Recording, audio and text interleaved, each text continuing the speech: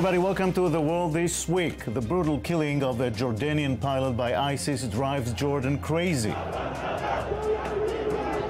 Rise of Yemen's Shiites to power raises questions for fight against Al-Qaeda. Poland and Merkel rush to Ukraine and Russia in an effort to calm things down. Auch unsere Gespräche, auch die gegenwärtigen in Kiew.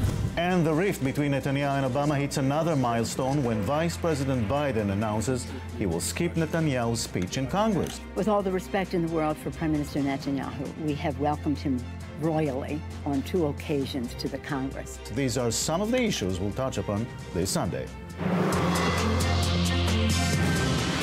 With us this Sunday are Alon Pinkas, former advisor to Prime Minister Ehud Barak, and Tal Shalev, I-24 News correspondent. Alon, now with Vice President Biden snubbing Netanyahu publicly, is he going to go there? That's hard to know. I think it's a 50-50 chance. I think that even Mr. Netanyahu by now realizes that this speech, this invitation, whether he initiated or whether it was concocted or whether John Boehner, the chairman of the House of Representatives, invited him, was born in sin and spin, and this is causing conceivably more damage than it could produce anything beneficial. So I think he should have said that he's not going within the first 48 hours when this created a stir. Now he's in a different position. If he cancels now, he'll be accused of succumbing to pressure and panicking and not so good on. For an election campaign. But I do think that he enjoys the fact that this remains a media story. It helps him frame the elections. It leaves only one impression, that the elections are about Iran and that he was invited to Congress. Everything else is immaterial. Tal Shalev, does it still work for Netanyahu politically in Israel? Well, I agree with Alon. The minute this is the discourse, the minute this topic takes over the discourse, it's his favorite topic, it's the Iranian nuclear program, and Netanyahu isn't backtracking. On the contrary, in the past few days, he's only intensified his briefings and his statements against the administration. He has unnamed anonymous officials briefing Israeli journalists about how close Obama is to succumbing to Iranian demands, and Netanyahu saying about almost every stage how dangerous the Iranian nuclear program is and how much he's insisting on his right and the importance of him voicing Israel's concerns. So Netanyahu isn't backtracking, and it hurts and it helps him as long as the agenda is not skipping away either to the social economic agenda. It also helps divert the agenda from his scandals that have in many ways taken over the Israeli election campaign. Is there a point where Israeli public would say, this is enough, we cannot afford this clash with the United States of America?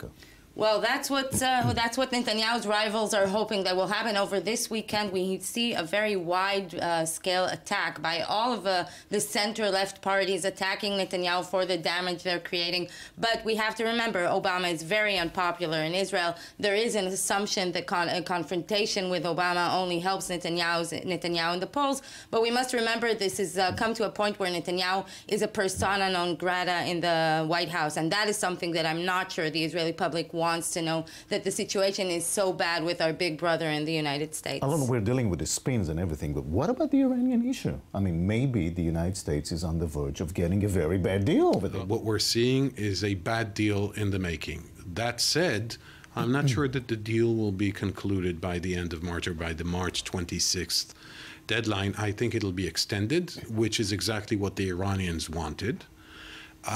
I don't think the Americans are enthusiastic about a bad deal, but I think that they seem to be content with a deal that is almost unacceptable to Israel. All right. This whole thing happening during Israel's campaign, and things are getting really hotter and hotter in this campaign. Let's watch Jon Stewart, and then we'll talk about it. איזה כבוד. מה אתה עושה פה? הזמנתם בייביסיטר? קיבלתם ביביסיטר.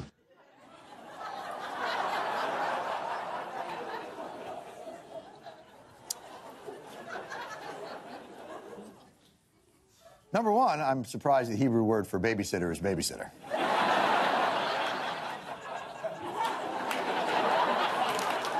But it's a pun, I get it. It's he's a babysitter, but his name is Bibi, so he's a babysitter.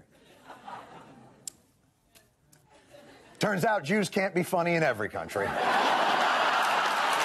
Oh, son of a bitch! We'll be right back. Yes, Jon Stewart with Babysitter. What is it all about, Tal? Well, first of all, Netanyahu has decided to become an actor in this election campaign. Not the only one. Everybody else does it also. That's true. Everyone's becoming an actor. So Netanyahu, one of his notorious or maybe most famous election campaign ads until now has been the election ad that we just saw, in which he plays the babysitter.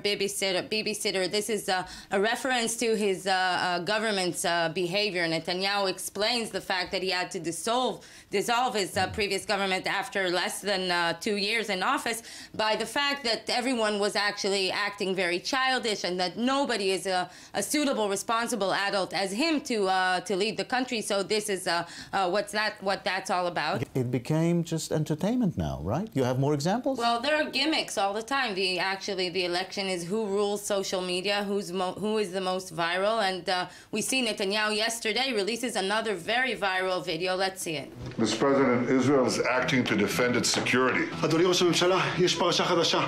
נתניהו והשבלולים בגינה. מה? ראש הממשלה, פרשת הכוסות המלוכלכות בכיור. זה בליינט. נו, באמת. Okay, so we see one of his aides coming with all these little things that he's being accused of, and his wife, and so forth. And then Netanyahu says, I have, more important things to deal with. Israeli campaign has become very negative.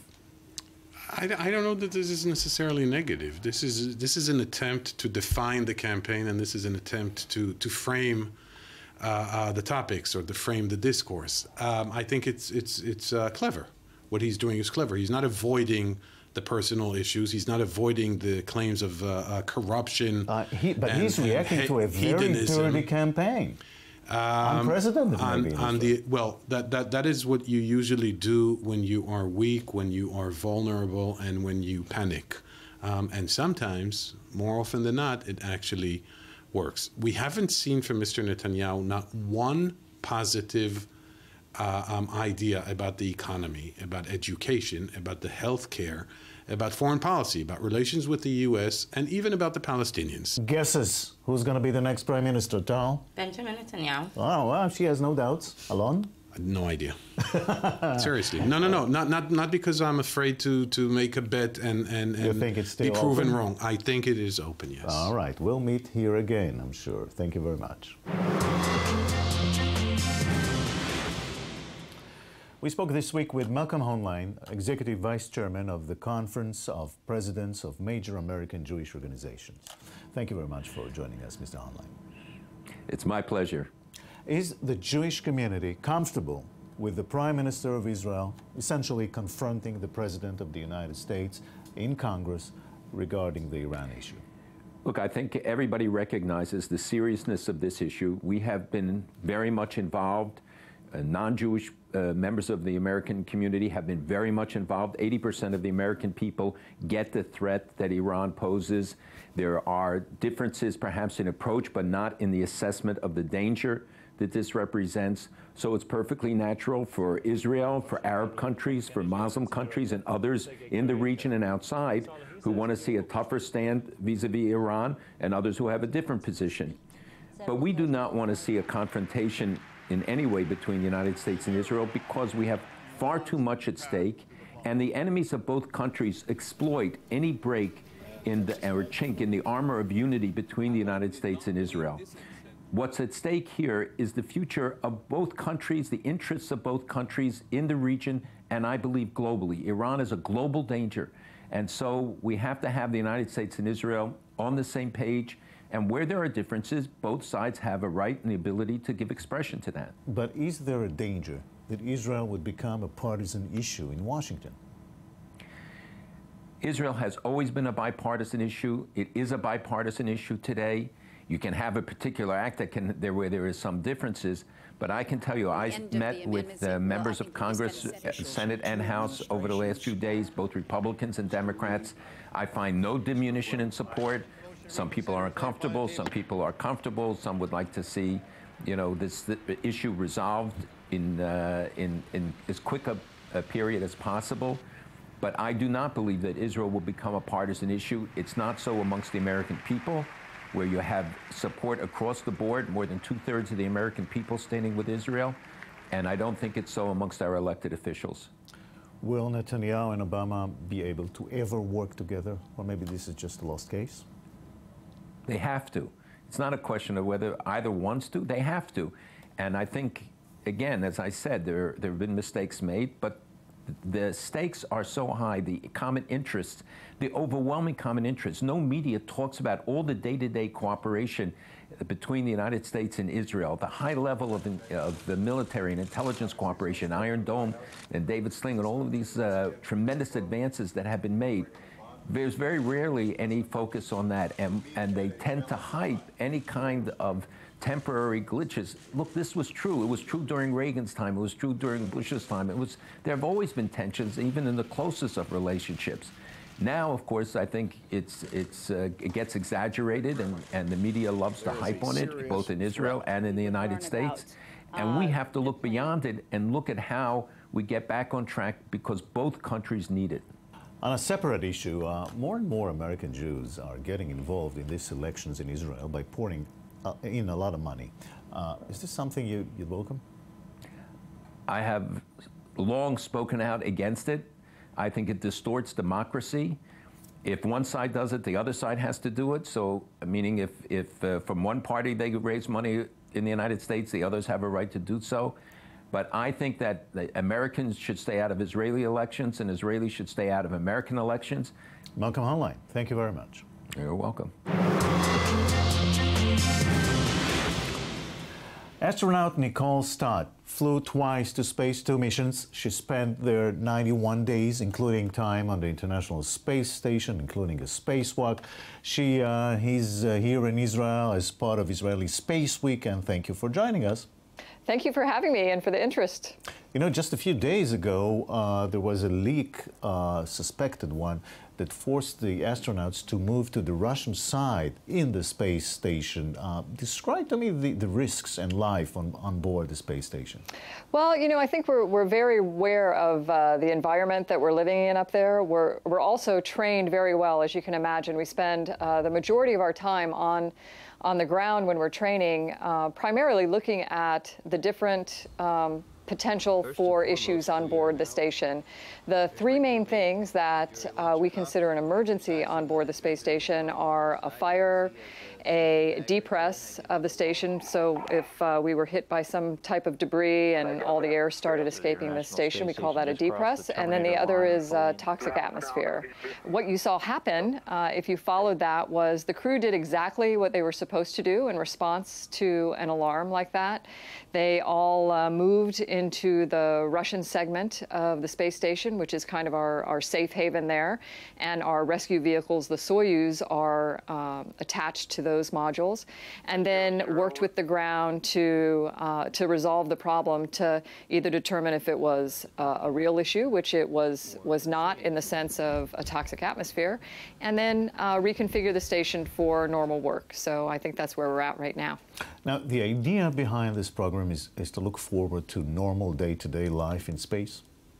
Yeah, I think so. I think we're in this what we call low Earth orbit. So for the last 14.5 years, we've been, circling the Earth at 250 miles above the Earth on this space station, this really beautiful laboratory that we have there, working through this international partnership that we have, this kind of global partnership that we have on the station, looking at science and how you live and work in space, the systems that you need to be able to then travel even further from our planet. And yes, I think you're right. The ultimate goal is that at some point in time, we will be not just living here on Earth, but we'll be living in other places in addition to space stations that are in low Earth orbit around the planet. Looks like space flights are on the path of becoming more affordable and accessible to people. What do you think about that? Well, I'm really excited about that. I spoke to an audience here today, and I think that there's probably if not all, at least a majority of the people in the audience would love to have that opportunity to be able to, if nothing else, just to travel off the planet, to see our planet from that perspective. The commercial aspect of what is going on is going to be one piece of what we do to make that more available to more and more people you know, in our future. And I hope that that's a, you know, a shorter term future than, you know, taking a longer time. And I think everybody is working towards that goal. What would be your strongest personal impression from space? Well, you know, that's a really hard question to answer because it's kind of a packaged, it's kind of a packaged experience, you know. I mean, that everything from the, like I said, this view, this vision kind of our planet from that perspective, to what it feels like, what your body feels like in space. This very liberating feel to be able to fly, to move around like that, and for that to become a natural thing for you. Astronaut Nicole Stott, thank you very much. Thank you. And this has been The World This Week. We'll see you here next Sunday. Have a great week.